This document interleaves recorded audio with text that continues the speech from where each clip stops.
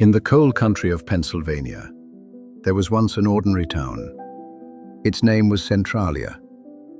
For 100 years it lived and breathed on coal. Thousands of people called these streets home. Then, in the spring of 1962, something went wrong beneath their feet. At first it seemed like nothing at all. A thin wisp of smoke rising from the ground. But the smoke did not stop. It spread. The earth grew warm underfoot, then hot.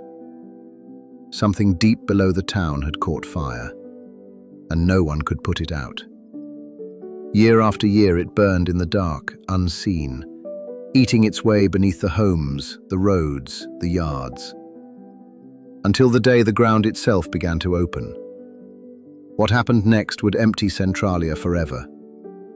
And more than 60 years later, it is still burning.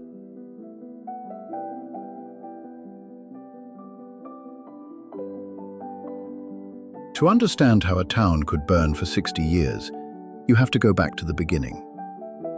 Centralia sat in the mountains of eastern Pennsylvania. Here, in the heart of the state's anthracite coal country, beneath it lay one of the richest coal deposits on Earth. Anthracite, the hardest, cleanest burning coal there is. In the 1800s, that coal built the town from nothing. Miners came from across the world to dig it. They tunneled deep into the mountains beneath their own homes. A vast maze of mine shafts spread out under the streets. Mile after mile of tunnels, stacked in layers below the town. Above ground, Centralia grew into a real community. At its peak, around 2,000 people lived here. There were homes, shops, and schools. 7 churches served the town. There were bars, a post office, and a busy main street. Generations were born, worked the mines, and were buried here. The coal was hard and dangerous work. Men died in cave-ins and breathed coal dust for decades. But the mines gave the town its life and its purpose. Then, slowly, the coal began to run out. The big mining companies pulled away. By the middle of the 20th century, the boom was over. Many of the deep mines were abandoned and left to flood. Others were simply sealed and forgotten. But the maze of empty tunnels still ran beneath the town, still full of coal that had never been dug out. By the 1960s, Centralia was quieter, but it survived. About 1,000 people still called it home. They had no reason to believe anything was wrong. They could not have known what was waiting beneath their feet. It started with something completely ordinary. On the edge of town sat an old strip mine pit. The people of Centralia used it as their garbage dump.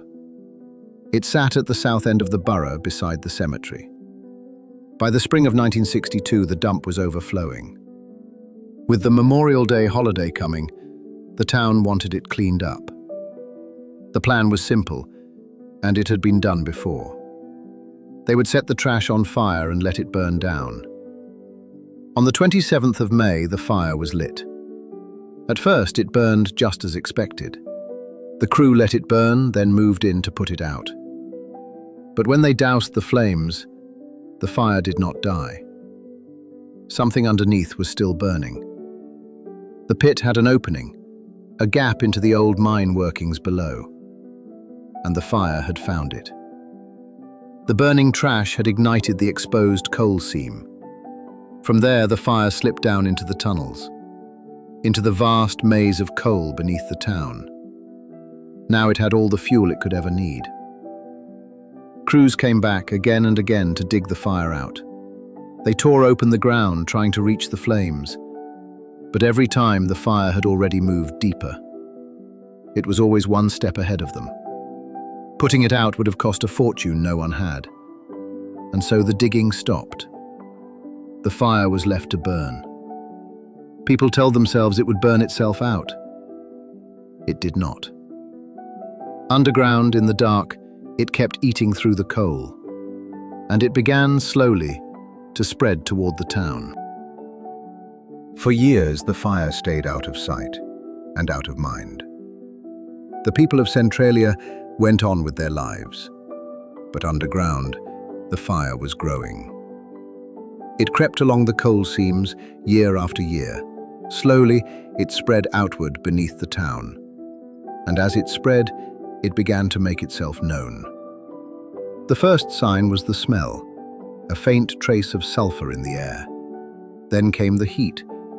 In winter, snow would not settle on certain patches of ground.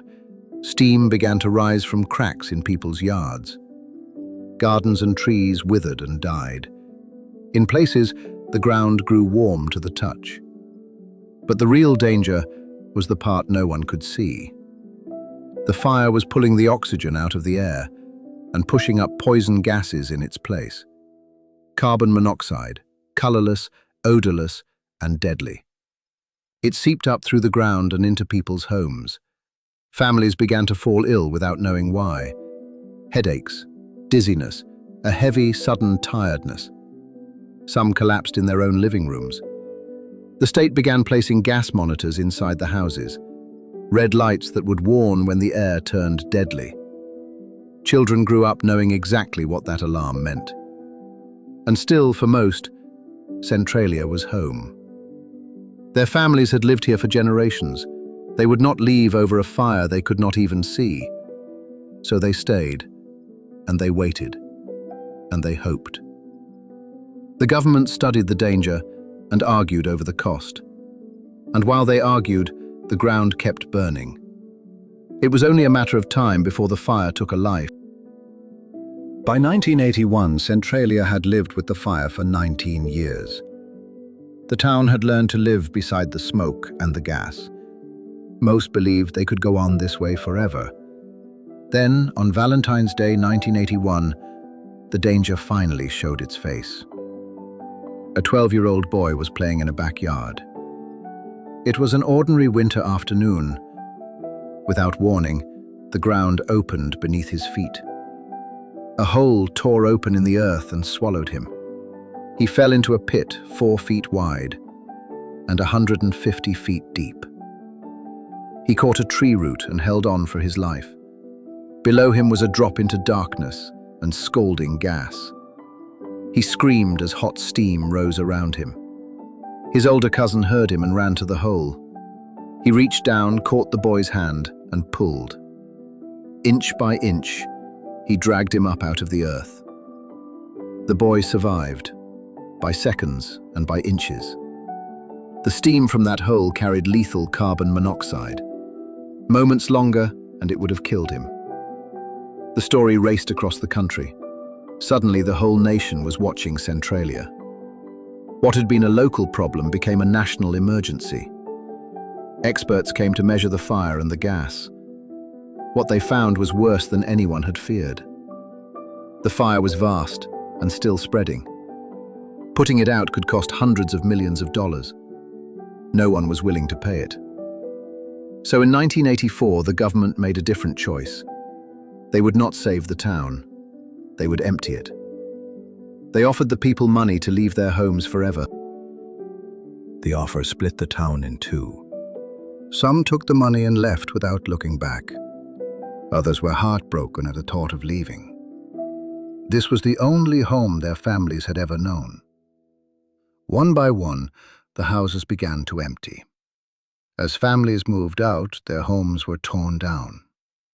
Bulldozers flattened the streets where generations had lived. Where there had been a neighborhood, there was now bare ground. The town was being erased, house by house. By the early 1990s, only a handful of people remained. In 1992, the state took a final step.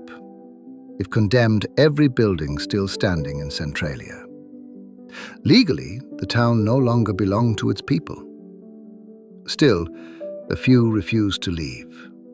They would rather risk the fire than abandon their home. In 2002, the Postal Service revoked the town's zip code. On paper, Centralia had ceased to exist. Today, only a few residents remain. They live among empty streets and silent foundations. The grid of roads still runs to houses that are gone. Nature has crept back over the empty lots. And in places, the ground still smokes. Beneath it all, the fire is still burning. It has burned for more than 60 years, and it could keep burning for a century more. The story of Centralia even reached the world of film. Its smoking, empty streets helped inspire the eerie look of a famous horror film. But Centralia is not fiction. It is real. A town swallowed not by a flood, not by a war, but by a fire that simply would not stop.